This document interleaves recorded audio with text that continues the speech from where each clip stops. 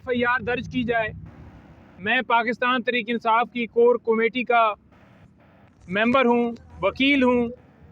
मैंने अपनी तरफ से दरख्वास्त दी है कि वो हमारे लीडर हैं, तो उनके हवाले से इसने सुनो न्यूज़ चैनल और एक न्यूज़ चैनल के ऊपर बड़े बकवासात किए हैं। इसने कहा है कि इसका वजूद जो है वही मसला है, तो लिहाजा जो इसने मारने की धमकियां दी, मैंने FIR के लिए रजू किया, लेकिन मेरी दरख्वास्त कबूल नहीं की गई। उन्होंने कहा जी थोड़ा वेट करें। थोड़े वेट के बाद वो आए हैं, उन्होंने कहा जी ऊपर से अहकामात हैं, दरख्वास्त भी नहीं लेनी। दरख्वास्त कोई भी जाकर शख्स किसी की तरफ से भी कहीं पे कोई मसला हो जाकर दे सकता है, ये हमारा कानून कहता है, और उससे इनकार करना वो किसी सूरत कर ही नहीं सकते। लेकिन खुलेआम उन्होंने इनकार किया।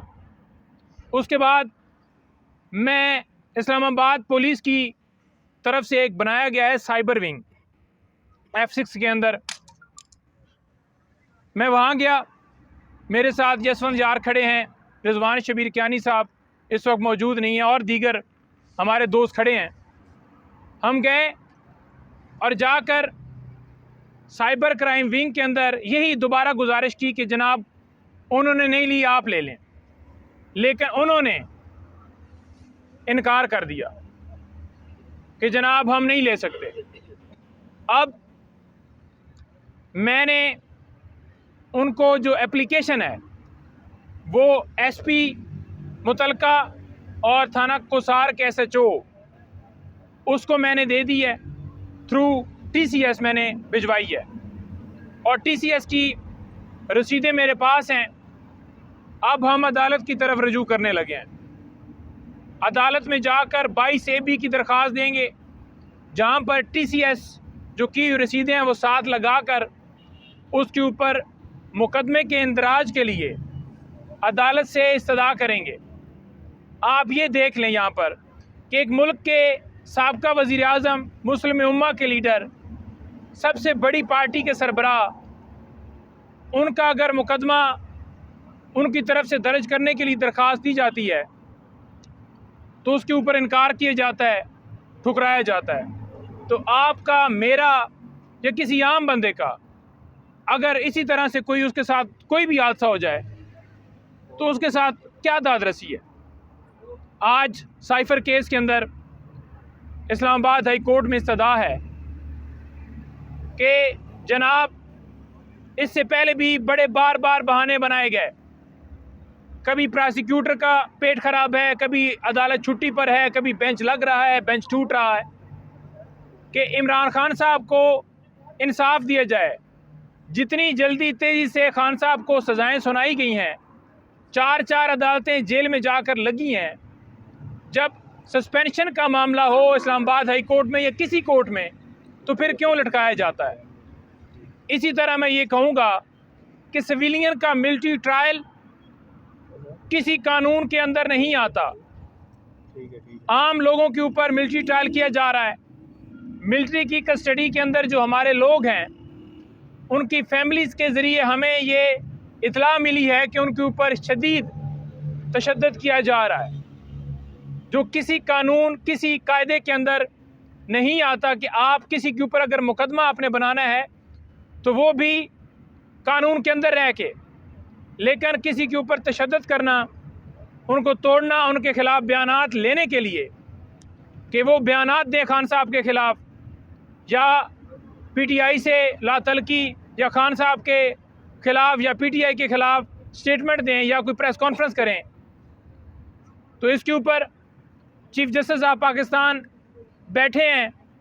बेंच तश्कील है, 6 रुकनी बेंच। और मैं ये कहूँगा कि इस मामले के ऊपर भी फ़ौरन नोटिस लेते हुए तमाम लोगों के मेडिकल चेकअप करवाया जाए, और अगर उनके मेडिकल के अंदर कोई इस तरह की चीज़ आती है तो फिर कार्रवाई की जाए। इसके साथ साथ इमरान खान साहब से मुलाकात के ऊपर अभी तक पाबंदियां चल रही हैं। आपने देखा कि इमरान खान साहब के वकला को जाने में भी जो हर्डल्स आई, लास्ट हेयरिंग के ऊपर मैं पेश हुआ, मैंने कहा जी हम आ गए, टोटल हम कोई 10-12 लोग थे। उन्होंने कहा जी 6 का फिगर है, या आप आएंगे या ये बंदा आएगा। तो हमारे सीनियर थे शादाब जाफरी, उनको कहा, मैंने कहा चले जाएं, उन्होंने मुझे भी रोक लिया।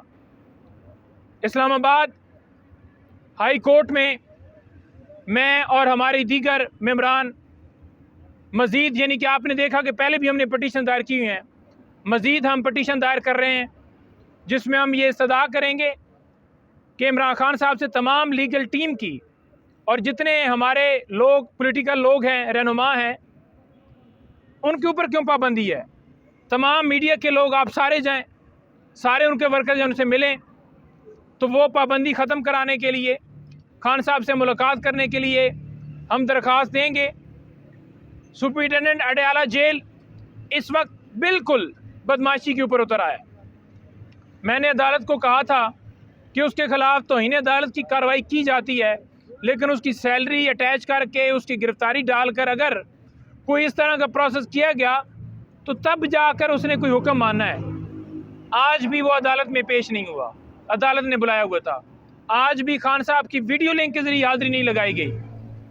और मैं आखिर में ये कहना चाहूँगा कि मैंडेट के ऊपर जो डाका डाला गया है, आज हमारा फिर कोर कमेटी का इजलास है।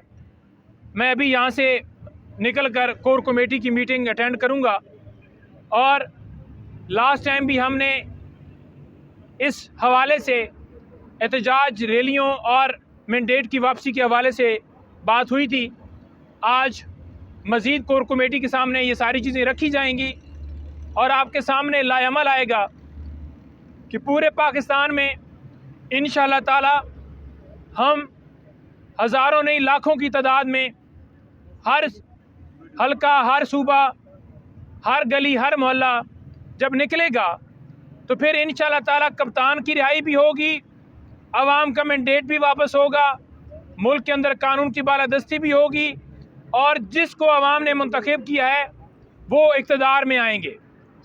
आखिर में 2 लफ्ज़ों के साथ मैं ये कहना चाहूँगा कि आपको खौफ के बुत तोड़ने होंगे। ये FIRs, ये पर्चे, ये छापे, ये गिरफ्तारियाँ, ये धमकाना, ये घर गिराना, ये कारोबार बंद करना, ये सील करना, ये फैक्ट्रियाँ बंद करना, इन चीज़ों से अपर होके अब प्रैक्टिकली अगर कोई सामने हमारे आए और हमारे ऊपर गोलियां चलाने की कोशिश करेगा तो हम इंशाअल्लाह ताला गोलियां भी खाएंगे, FIRें भी, हमें कोई डर नहीं है, हमें कोई रोक नहीं सकता। और इंशाअल्लाह ताला कप्तान की कॉल के ऊपर लब्बैक कहते हुए इन घुसपैठियों को अवाम की ताकत से बाहर निकालेंगे। पाकिस्तान जिंदाबाद।